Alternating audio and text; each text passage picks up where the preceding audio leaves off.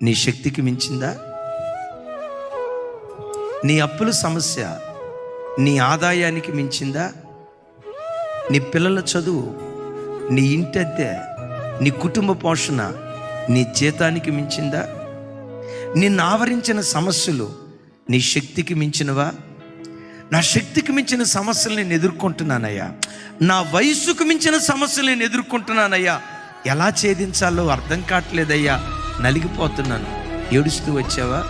ఒక శుభవార్త. నీవారాధించే నీ దేవుడు, నీ ప్రక్కన నిలవబడే నీ దేవుడు బలపరాక్రమము కలిగిన దేవుడు, బలశూరుడగు దేవుడు. ఈ దేవుడు ఏం చేస్తారో తెలుసా? మించిన బలము గలవాని చేతుల నుండి నిన్ను విడిపించడానికి దేవుడు శక్తి కలిగిన వాడు. అవి నీ శక్తికి మించినవై ఉండొచ్చు, నేను కాదు అన్నాం. ప్రస్తుతం నువ్వు అనుభవించే సమస్య నీ జ్ఞానానికి మించిందై ఉండొచ్చు, నీ తెలివి